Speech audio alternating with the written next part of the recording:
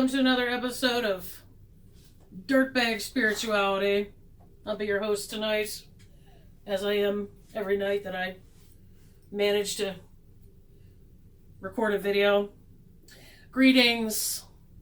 I see I picked up more of you, and I am not going to be surprised if I lose about half of you by the end of this one.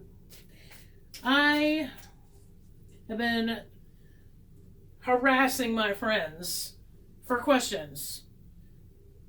No politics, no medical outcome questions. I don't do those either. I don't do any high stakes stuff. I'm just learning, and plus, like, human behavior and nonsense. That's my wheelhouse. I'm staying in my lane.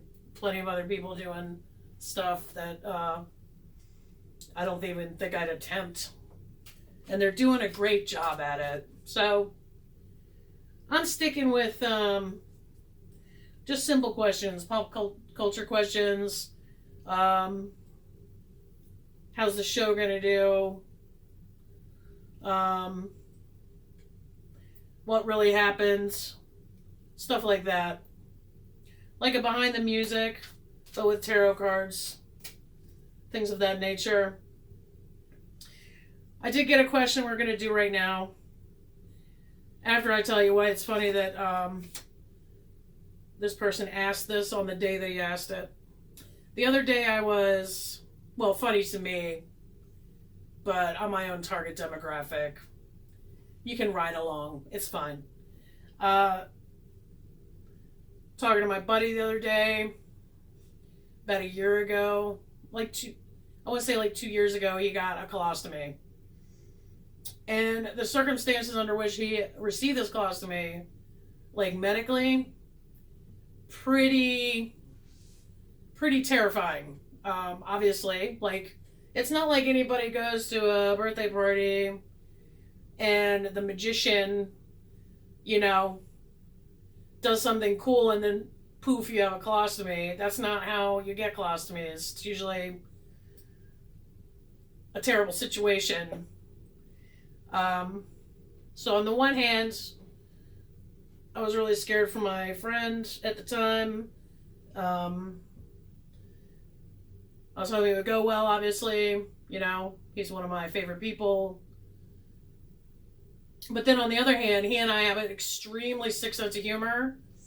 And we were kind of excited because it increased our comedy material exponentially.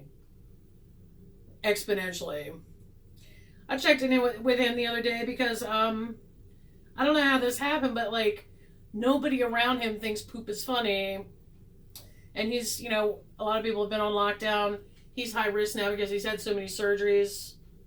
And now he's got that colostomy, so he's got to stay home. I figured I'd check in just so, we could have some ha-has. See if he had any mishaps recently that we could laugh about. And the other thing he likes to do besides laugh about poop and his colostomy and like a million other medical problems that he's had is and to make jokes about death. We love those. The other thing he loves to do is he loves mutual verbal abuse. Like comedians, how they go in on each other, they roast each other. He loves that. And I don't know what the quality of people that he's hanging around, but I'm the only one who'll do that with him too. Because I guess, once you've seen somebody go through, well, I'm not sure they've ever done that with him, but people definitely aren't doing that with him now because I guess they think he's fragile. Well, he's not fragile. That is for sure. His body might be, but his spirit lives to bust your chops. I mean, he's still a feisty person, man. The colostomy didn't take that away, so I check in with him, and we go back and forth. He gets the gigglies. I get the gigglies. It's a service I provide. The other day I was checking in with him, and we were going back and forth. I was like, hey man, what are you complaining about? You always wanted to learn the bagpipes. I was also asking him the size of it, because apparently there's 3 different sizes. And I wanted to buy him a cover for his bag. Like, for Christmas. Yeah, it's a colostomy Christmas. Who cares? I was trying to convince him to dress up as Mr. Hanky for Christmas. You know, he was talking about how now he's got this great way to get out of awkward family dinners and meetings at the office. I mean, when he goes back. So we're just like laughing and giggling and talking about poop. Honestly, I'll save you the rest of the details, but you know, like, he loves it when you say stuff like, hey man, calm down buddy, you don't have to poop your shirt over it. Hilarious. We were laughing back and forth. He was talking about something, I don't know if was it a fat joke. Maybe you should get maybe you wouldn't have so many chins if you had a colostomy. Hilarious. Hysterically funny. Dying laughing, right? And then here's something that just, it flashed out of the archives of my mind. Back in the 90s, there was a band called Limp Bizkit. And there was a song called Nookie. And one of the lyrics is, really the only one that I remember, is I did it all for the nookie. And that became the segue for almost everything. We would end sentences with it. We'd be talking about something terrible, like really upsetting, some life event. And then invariably somebody would say, so what you're saying is you did it all for the nookie. And we'd all just die laughing. When I was talking to my colostomy buddy, the colostomy man, which now I'm thinking maybe I should get him a superhero t-shirt, because that would be funny. When I was talking to colostomy man, I said something like, so basically you did it all for the dookie. Is that what you're saying? Hilarious. That same day, and really not a surprise when I'm thinking about who it was, my buddy Mad Max decided that he had a question he'd like me to read on. We're finally coming around to the point.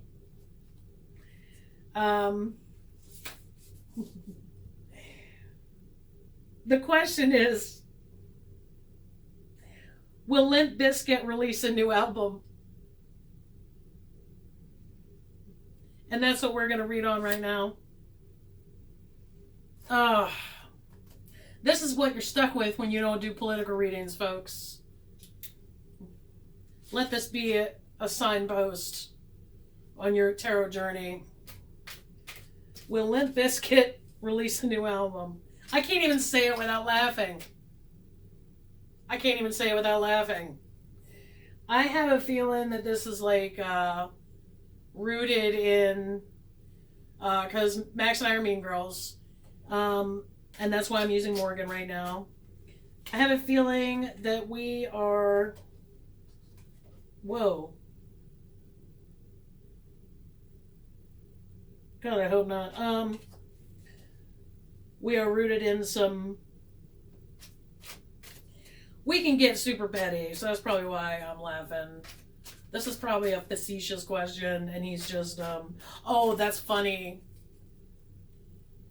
Facetious. That's the t-shirt I'm going to make for my colostomy man. Facetious, except it's going to be, feces. Hey, it was nice while it lasted. You 43 subscribers. I'm sorry to see 30 of you go. We had a good time though, right?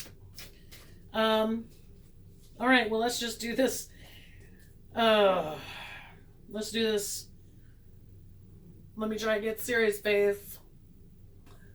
Will Limp Bizkit release a new album? That's the question. Get out of the way here. Morgan. I know. Uncle Max. He's just as catty. That's terrible. Let's do that again.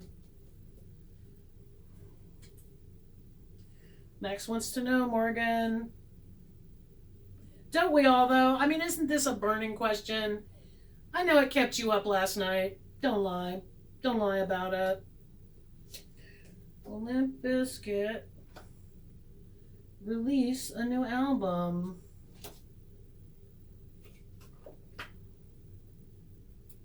You know what? I want a standing table. I'm so tired of sitting. This is so dumb.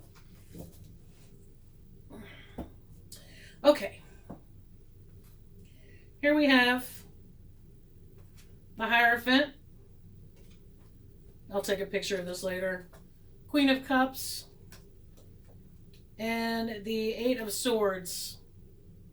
Fascinating. Let me write this down.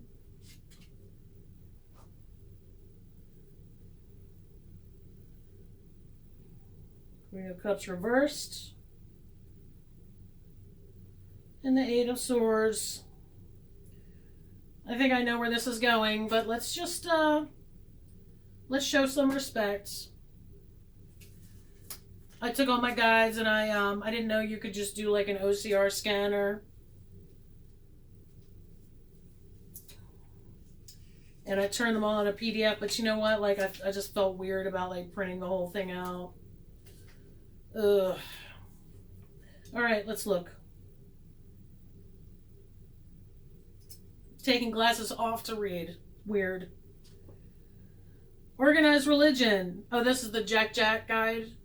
Inversion tarot. Organized religion. Established institutions. Indoctrination. What you were taught to believe as a child.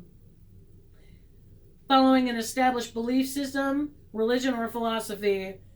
Group identification. Conformity. Dun dun dun. Well, the conformity is right on. I mean, ugh. I should do a follow-up question to see how the music industry would survive a new Limp Bizkit release. Horrifying. Queen of Cups. Look at my tabs. That's right, I'm more efficient. I mean, I'm still like a dumbass, but I'm just more efficient about it. Queen of Cups reversed. Now upright, it would be supportive, nurturing, emotionally intuitive, tuned into the emotional energy of a situation. But that's not what this means. Emotionally drained, depleted from caring too much, quote unquote. Unhealthy, emotional caretaking and or enabling codependency. Whoa. How did we end up in a recovery meeting? Emotional manipulation. These were I just said 3 cards. Will Limp Bizkit release a new album, right? Oh, I just said it without laughing. This suddenly got very serious. 8 of Swords.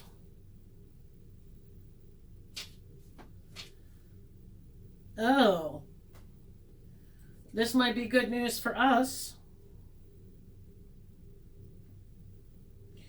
Self-restriction, imprisoned by our own thoughts and beliefs. Self-censorship. Uptight, inhibited. Let me turn the page. Limited thinking, hesitant to question the status quo, afraid to look at the truth. The truthus is. Victim mentality, insecure, isolation from others due to your ideas or beliefs. There's a lot of that going around right now. So I'm going to say,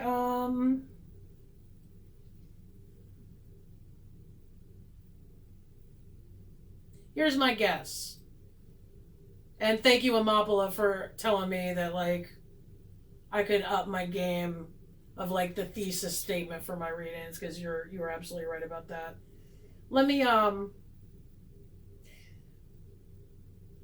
just share my immediate analysis. I'm gonna say that somebody was probably thinking about it, and then I'm gonna say that somebody's probably